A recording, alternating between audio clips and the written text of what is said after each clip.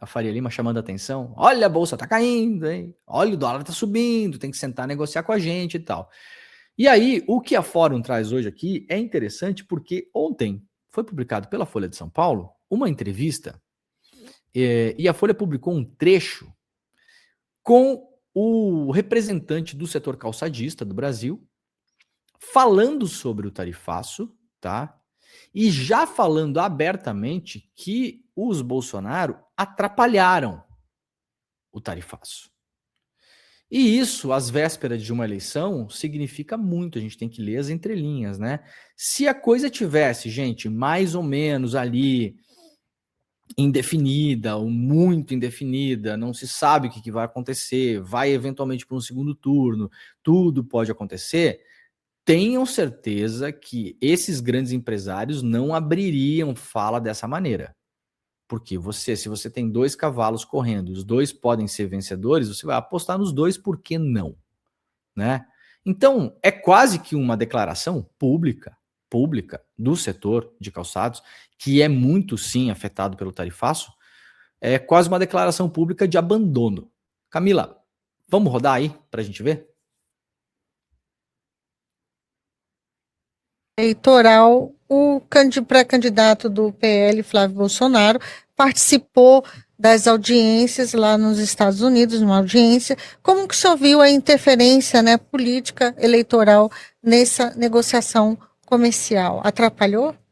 Sim, o fato de o Brasil estar num pleito eleitoral daqui a alguns dias tem influenciado, porque todos nós sabemos o que o governo Trump pensa sobre o nosso governo, e isso pode ter piorado essa questão. A presença do candidato Flávio Bolsonaro lá deve ter atrapalhado um pouco o fluxo de negociação e por isso pode ter acontecido esse tarifaço. O que o governo brasileiro tem que fazer é continuar a dialogar e negociar, porque não dá para misturar os temas, mas aparentemente foi misturado e por isso que aconteceu esse tarifaço. O senhor acha que o governo brasileiro foi intransigente nas negociações?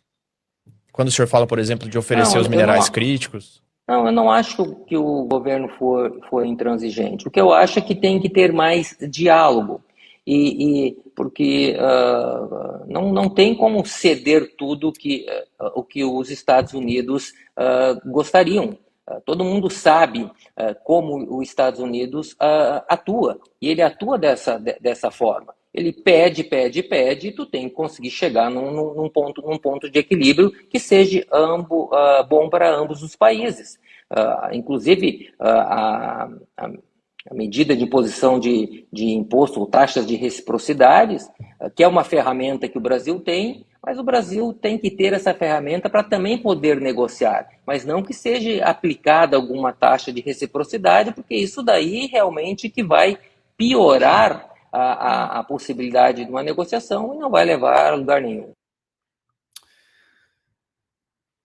Muito bem, não seria esse o comentário público da Bicalçados. A gente viu aí Haroldo Ferreira, né, representante setorial de um setor importante ainda no Brasil, já foi maior, já foi mais importante, mas ainda é um setor importante, um setor industrial, um setor que tem uma importância de empregabilidade, inclusive, porque é um setor de manufatura, né? O setor de calçados ainda é um setor muito artesanal, até eu diria. Claro, tem os calçados injetados, de borracha e tal, é outra coisa. Mas assim, você fazer hoje, mesmo que seja um tênis, uma coisa assim, não é que você aperta um botão e uma máquina cospe o tênis, né? Tem muita gente que bota a mão lá. Fazer, colar solado, se for calçado ainda de couro, tem a questão manual muito forte. Vejam que tá, eu diria que não é nem nas entrelinhas, né? É nas linhas, de fato. Resumo, Flávio Bolsonaro atrapalhou. Isso é abertamente um setor, aliás, de uma região, principalmente no interior do Rio Grande do Sul, que se tornou nos últimos anos muito bolsonarista. Nem sempre foi assim, tá, gente? Tem cidades aí que votavam na esquerda aí até os anos 90 e virou a história.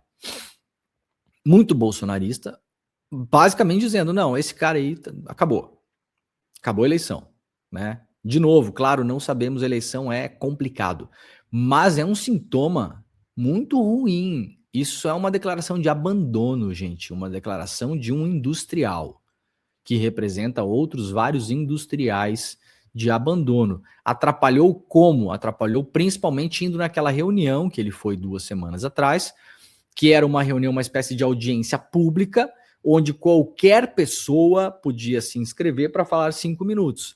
O Flávio foi para essa reunião. A imprensa, aliás, divulgou essa história como se o Flávio estivesse indo fazer uma visita de Estado, né? Vamos usar o nosso programa aqui também para desmistificar essas